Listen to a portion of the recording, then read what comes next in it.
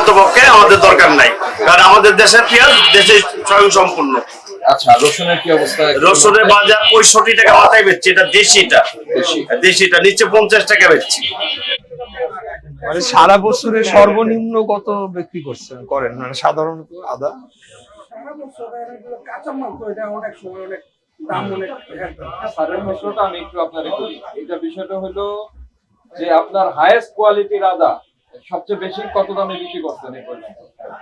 ইদানিং 2-3 মাসের মধ্যে সর্বোচ্চ 120 টাকা।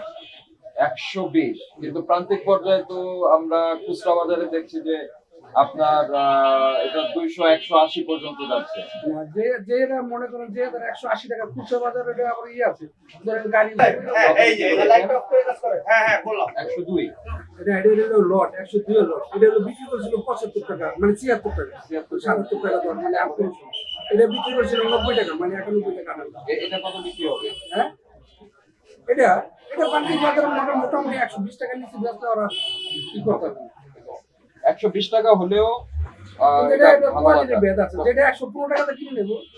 আমাদের কনসার্ন, এই যে স্যার আসছেন, আমাদের কনসার্নটা হচ্ছে আপনারা কম দামে বিক্রি করছেন, এটা যাতে খুচরা পর্যায়ে গিয়ে অতিরিক্ত বেড়ে না যায়।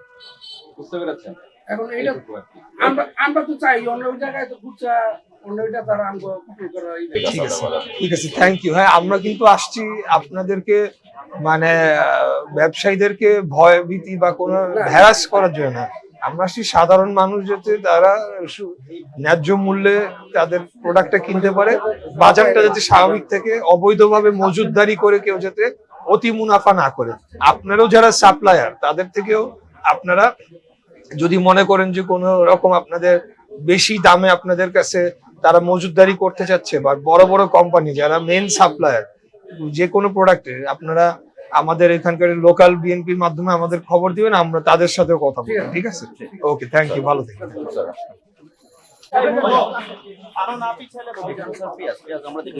ঠিক আছে, হ্যাঁ চলেন, আপনাদের ফলো করছি, দেখতেছি। ওয়াসা বলে সিটি কর্পোরেশন বলেন, সিটি কর্পোরেশন বলে ওয়াসা বলেন, এই করে এই রাস্তা। চলেন। আচ্ছা ঠিক আছে, আপনি যখন দেখছেন রাস্তা কিভাবে পানি উঠে গেছে, আমরা এটা নিয়ে যথেষ্টই করতেছি। সমবাজার পানি দামও মোটামুটি যৌক্তিক পর্যায়ে আছে। তো আমাদের যেটা নির্দেশনা থাকবে স্যারের পক্ষ থেকে, আমি বলছি আপনাকে, সেটা হচ্ছে আপনারা যেটাই বিক্রি করবেন আপনারা পাকা রসিদ দিয়ে দিবেন, ভাউচার দিয়ে দিবেন, বিক্রির যে রসিদটা সেটা দিয়ে দিবেন। সেক্ষেত্রে কি হয়, খুচরা পর্যায়ে যদি প্রাইসটা বাড়ানোর চেষ্টা কেউ করে তখন আমরা ওটাকে মনিটরিং করতে পারি। আমরা তখন দেখতে পারবো যে আপনি কত করে কিনে নিয়ে এসছেন, কত বিক্রি করছেন। আপনারা যদি ভাউচারটি না দেন তখন সেটি আমাদের পক্ষে সম্ভব হয় না, তাই আমাদের বাজার মনিটরিংটা সহজ হয়। এই হলো স্যার। ঠিক আছে, ঠিক আছে, হ্যাঁ দূর, ঠিক আছে, হ্যাঁ ভালো থাকেন। হ্যাঁ ওকে, আপনি এমনি কোনো ক্রাইসিস নাই তো না কোনো? ঠিক আছে, তাহলে নেক্সট এটা দেখে তারপর আমরা সামনের বাজার দেখব। ওকে,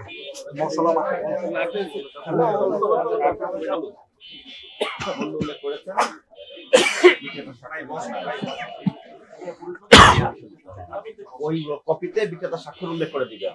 ঠিক আছে, অনেকে ফেক ডকুমেন্টস তৈরি করে, এটা মনিটরিং করছে, ভালো হয়েছে না? শ্রম কোড থাকলে, সমস্যা থাকলে আমাদের অবহিত করবে। বক্তব্য মাঠে কাজ করতেছে, আপনাদের তথ্য পেলে আমরা আরো ভালোভাবে কাজ করতে পারবো।